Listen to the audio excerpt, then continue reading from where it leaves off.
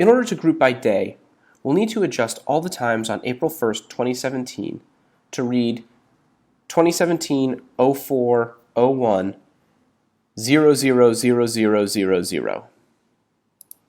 That way, when we group by date, we get every event that occurred for all hours, minutes, and seconds of April 1st. They'll all be grouped together into the same grouping.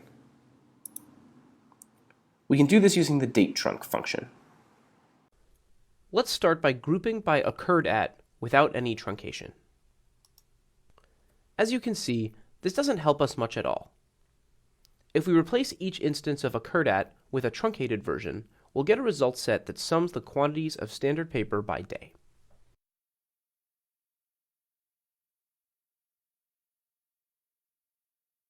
It's important to group by the same metric that's included in the select statement to assure your results are consistent.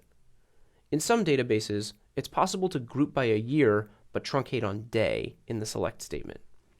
This is something most people only do by accident, as it provides results that are confusing and, in many cases, wrong for the type of question you're trying to answer.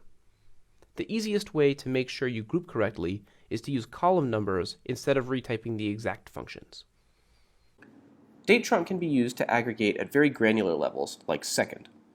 That might be useful if you're working with server logs where many events happen in a given second. Most of the time, though, you'll use this to aggregate at intervals that make sense from a business perspective: day, week, month, quarter, and year. Here we can see different truncations.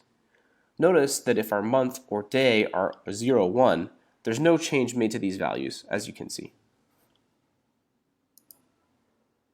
There are some cases where you might want to just pull out a given part of the date.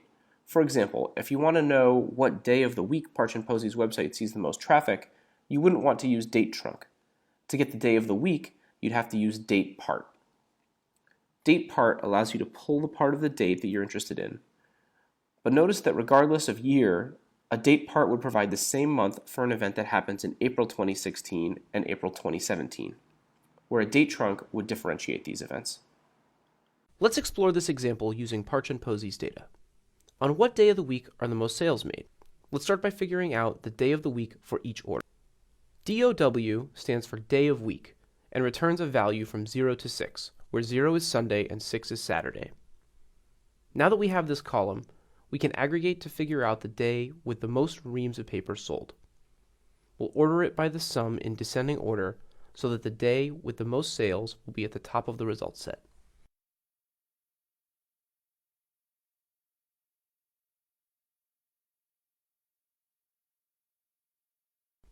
Looks like the most paper was ordered on Sunday, and the least paper was ordered on Thursday.